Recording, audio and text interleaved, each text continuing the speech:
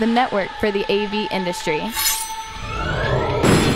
What are you listening to? This is AV. This is AV Nation. This is AV Nation.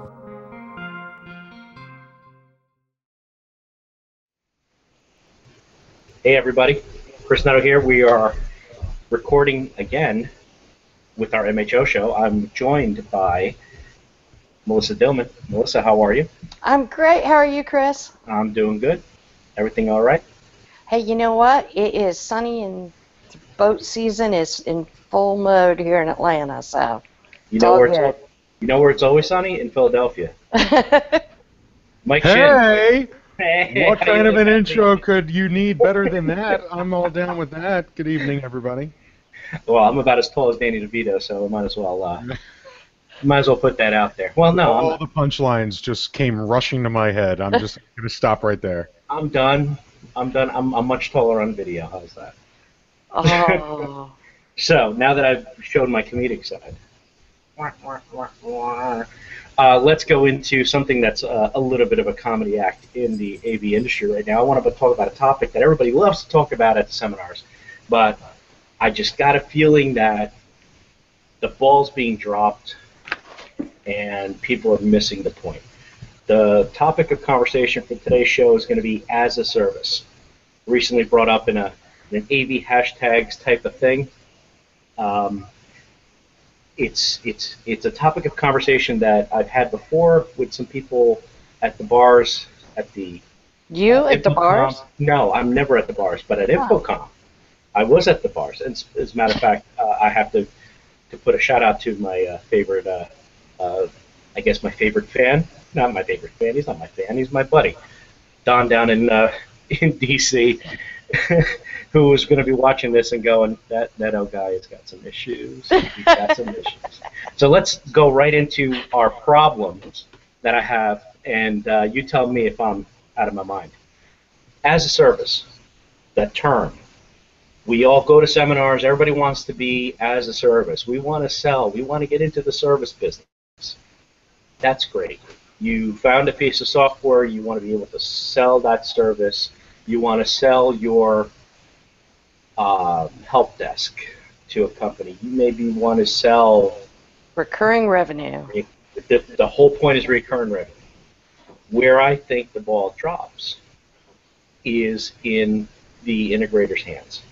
Okay, you cannot just take a company and make it into as a service. I believe that it has to be an organic growth within the company, meaning we need to train people. We need to create positions. We need to change the existing mindset of box to sales. And it's not just get rid of the hardware, get rid of the warehouse guy who packages boxes and ships it. I think it's a bigger issue. So we're going to start with Mike this time. Mike, what's your take on as a service and how companies are developing the as a service and maybe things that they're not getting right? Well, I made the jump from end user to service manager in an integration firm that really didn't have much of an a service department at the time. They were focused on just the integration aspect of things, and quickly realized, wait, we only have one type of option for our customers to actually sign on to do business with us. Maybe we should actually expand that. Before we know it, we had 5 different options, et cetera, et cetera. And that was kind of our first foray into understanding how the service world works and how the company can earn profit through a service arrangement if you can guarantee service levels, et cetera. Where I get tied up with as a service is because the first company that comes to mind when I think of as a service is Salesforce. So software as a service. And I look at their model and I compare it to, say, a Microsoft, where you buy a license for their software. I'm talking about Microsoft now. You buy a license for their software and then you own it. And you own it forever until such time that you decide that you need to upgrade because they tell you that you need to upgrade. The difference with software as a service is you're paying on a monthly basis for the constant development of that software. So, where I think that the industry is missing the boat, and something that's kind of, not thought about, or we haven't figured out a good model to deliver, is how do we install these systems? How do we deliver product into a client's space on a short-term basis where we're billing in an OpEx world, an operational expense world, not a capital expense world, on a regular basis? Because there are many, many, many, many, many customers out there that would love to move CapEx to OpEx. They would love to be able to see operational expenses, increase and capital expenses decrease in order to deliver the type of experience that they're looking for. So I think that we just all, as an industry, need to figure out, how do we wrap our heads around that? How do we fund that? How do we partner with many different companies to be able to do that? Because obviously, an integration firm that's only doing, say, $10 million a year isn't going to be able to sell a client $200,000 worth of technology that we now owe the manufacturer X, Y, and Z on, unless there's some level of partnership. But I do believe that there is, a model out there that works, a pathway to be able to make that happen. And we see it with some of the integrators in the industry, actually. And some of the manufacturers, frankly. So that's my take on the as a service. I don't think we've fully grasped on the integrator level how we wrap our heads around it and then financially be able to deliver it. Because if we can deliver it, it could be extremely more profitable than just doing the CapEx, provisions that we do right now. Nice. So, Melissa, my question to you, in this same vein, is you as a trainer, you're a world-renowned, AV trainer, known all over the world, from Vegas to Atlanta. I got her to sign her business card for me at the pre-op. I'm just saying. You got an autograph? Send you guys. That's awesome. You got an autograph. I got a selfie. This is all working out great. So you as a trainer, where does training come in to beyond the people that you train? Now, you're professional trainer or manufacturer, so you spend your days training people on how to use a product and how to use this widget that we've created and that we make. You also train people on CTS and how to get their CTSs and do all this. Granted, these are now, when you're shifting the mindset to a service, you now have people within the organization that need to get up to speed and need to be technical. So is there a training component absolutely necessary or unnecessary to changing your business to as a service? I think, first of all, I'm not sure how much I owe you for all of the kind words, but I think that we do. I mean, listening to you guys is making me actually think about perhaps I need to develop some new training.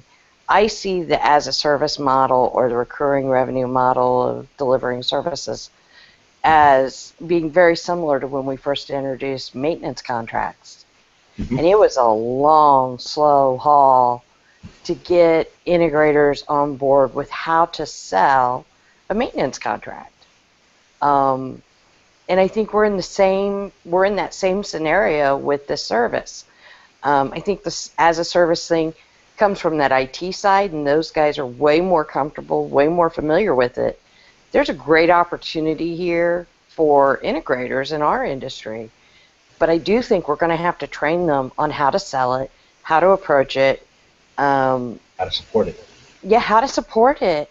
What does it really mean? And I think we were going to have to look at that. So I see some new training opportunities for the integrators, certainly. So I guess I have something to do now. Work on a new training program.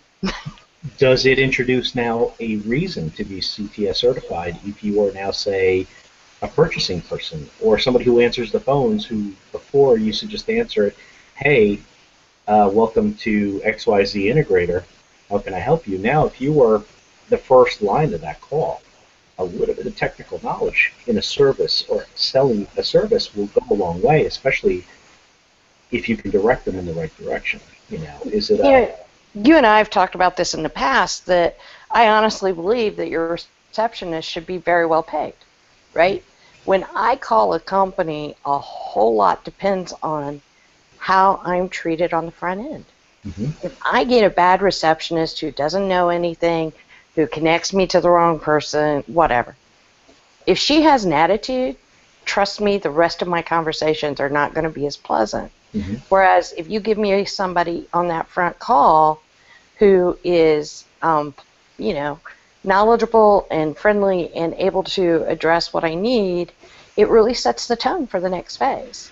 And I think we sometimes overlook that.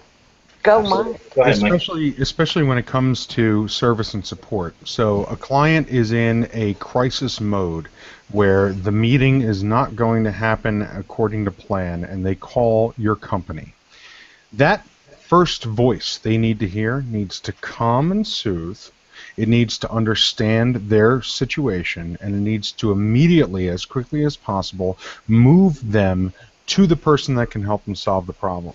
Melissa, you hit the nail on the head. It cannot be somebody who is just, dismissive or not understanding the situation that the customer is in. This is a big deal, most likely, if they're calling you and you got 15 minutes before a meeting, and that is a perfect example of what as a service means. And I think it's something that the majority of the industry is still, struggling to try and deliver. Let me add to that, Mike. I think we also have to, if we want to do this, we have to take into consideration. I teach in all of my classes. I was an integrator, right? I was in the field. I know that nothing breaks until Friday after 4 o'clock, right? So maybe we need to look at addressing our business model and the fact that you can't be 9 to 5. If you want to sell that service, I promise that the big problems happen at Friday night, 9 o'clock at night. Someone needs to be able to answer the phone and keep everybody calm and get the problem solved. So changing that model. I think changing the model is part of it. I think that there is definitely some soft skills that come into play here, where the angry gatekeeper who was stopping people from getting through because that was what that person was told to do when somebody calls. I think that it has to change. I think that a certain level of technical skills have to be brought into those calls now. You need to know if somebody's calling you in a panic and it's about this product, you need to talk to an engineer. You do not send them to the salesperson. That's the last way you want to go. You want to send them to help. So if they're calling in and you can already sense that, that's where it goes. I think that and we are all playing in this realm, but I think this also leads to an opportunity on the social side for customer service. Everybody looks at social as being a selling tool. Well, what's the ROI? What's the ROI of social? Can I sell more? Can I do more? You take companies like Draper, Milestone, Vadio. These are all companies that are online, and you can get a hold of their people. If I get a busy signal, I know a backdoor where I can get a number. Now, I know that because I interact with these people on a weekly basis. But maybe these companies should start looking at that and exploring that as a possible solution to a 24/7 service. Not necessarily having somebody stare at their computer, but I tell you what, my phone, this thing is going off all day. I'm getting notifications all day. If somebody's pinging me, I can pretty much answer a question in 2 seconds in 140 characters or less. It doesn't take a lot. So it's something to consider. Do you think that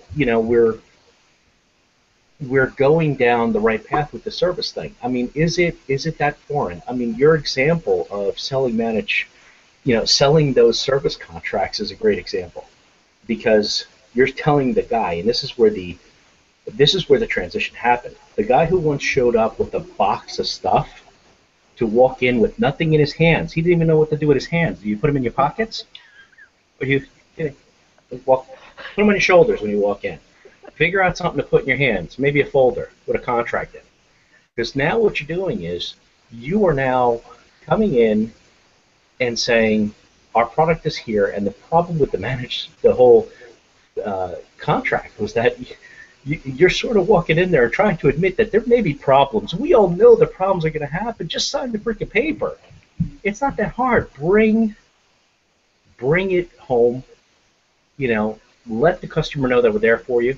I think that's the best way to do it. Educate your people, get everything in order, and I think that the mindset will eventually start shifting. I think it's the best example was Melissa's. Any last comments from you guys? I'm going to incorporate in my trainings what to do with your hands. Jazz hands. Jazz hands. Makes everything better. Exactly. Ladies and gentlemen, this has been another episode of MHO Show. I am Chris Netto. You can find me on the web at @_Chris Netto, at avhelpdesk.com, which is the company I work for, and Aviation TV is the company I hype for.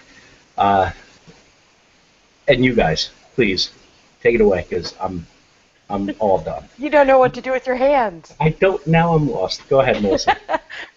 You can always find me at Melissa Dillman on Twitter, and you can find me at thekramerus.com anytime.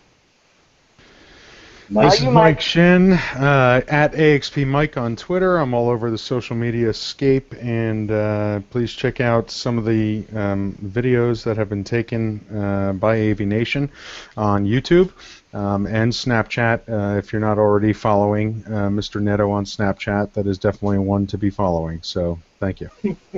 And last but not least, I'm going to do something that nobody else does on any of the Aviation shows. I'm going to encourage you to follow Tim Albright, since he does not want to be followed. So there you go. At Tim Albright, go ahead. At TD Albright, you'll find him there. And you find everything that you don't want to know about the Bears at Tim's at Tim's handle. I love doing that and messing with them. Thank you again for watching, everybody. This has been MHO.